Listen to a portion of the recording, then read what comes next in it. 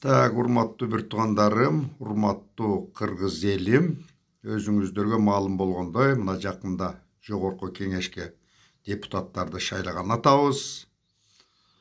Ошол шайлоону ачык кылайлы, акыйкат кылайлы деген ниет бар.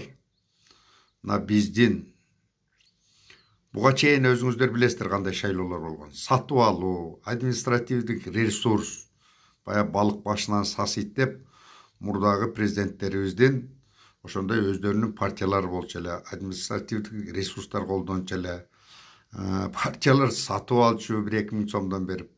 Мына бул жолу мына биздин элдик уул, биздин президентибиз Садыр Жапаров ушундай сиздерге кайрылуу жасады, туурабы? Административдик ресурс колдонулбайт, колдонула турган болсо өтө чоң жазага кириптер болот деп. Сатып алуу болбойт. Эгерде сатып алуу болгон болсо дагы сразу ошол партиялар четтетилет жана жазага тартылат деп атат. Бул эми ойноп айтып атпаса керек, туугандар. Бул жигитчилик. Бул кандай болгондо дагы элдин мүдөөсүн, элдин ой тилегин ишке ашыруу деп эсептейм мен.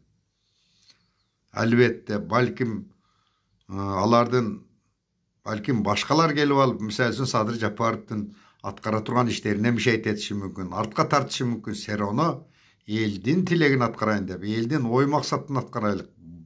Боле мени ушул шайлоо акыйкат болсун деп ушундай жолдорго барды, туугандарым. Өзүңүздөр аны уктуңуздар, телевидениядан, социалдык баракчалардан угуп атасыздар. Бул шайлоо, значит, акыйкатка жакын өткөрсөк болот экен, туугандарым. Ушул бардыгыбыз ушул шайлоого активдүү катышайлы. Канчалык көп катышсак, мурдагыдай кайдыгер болбогула. Мурда сиздер бизден зависть этпейт экен деп барбай да койчусуздар. Мында барыңыздар. Канчалык элек майда болсо, татыктуунун татыктуусу өтөт. Мына өзүңүздөр билип, элдерибиз самоорганизация деп коет. Өздөрүнөн өздөрү эле уюшулуп, элдик көзөмөлдө уюшулуп атат.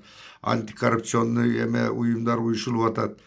Кыскасы элибиз жапа-тырмак ушу күрөшүп атышат, ушу мамлекетибизде жакшылыктар болсо экен деп.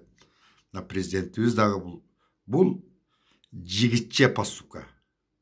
Ким кандай дебесин, бул жигитче поступка. 30 жылдан бери биринчи жолу жигитче поступка бул. Административдик ресурс колдонбой бизге баары бир деп атат. Бийликтин партиясы кандай партия болсо да, оппозициясы өтө